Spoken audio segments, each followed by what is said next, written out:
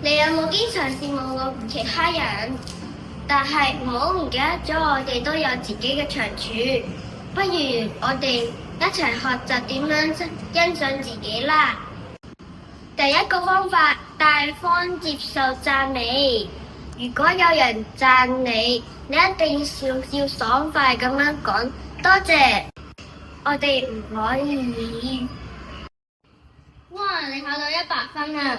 你好叻啊！唉，其實我成績好差啊。你哋可以。哇！你考到100分喎！你好叻啊！多謝你啊！我啱先溫咗好耐先，終於攞到5分啦。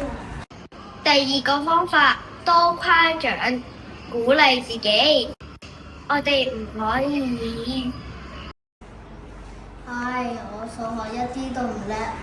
唉，你哋可以。雖然我數學唔叻，但係我要專心上課。第三個方法，勇於嘗試突破自己。我哋唔可以。細芬同學同埋雪夫同學，你哋想唔想參加英文朗讀比賽啊？你哋可以。細芬同學同埋雪夫同學，你哋想唔想參加英文朗讀比賽啊？只要我哋學習咗3個方法，我哋就可以學會欣賞自己啦。多謝。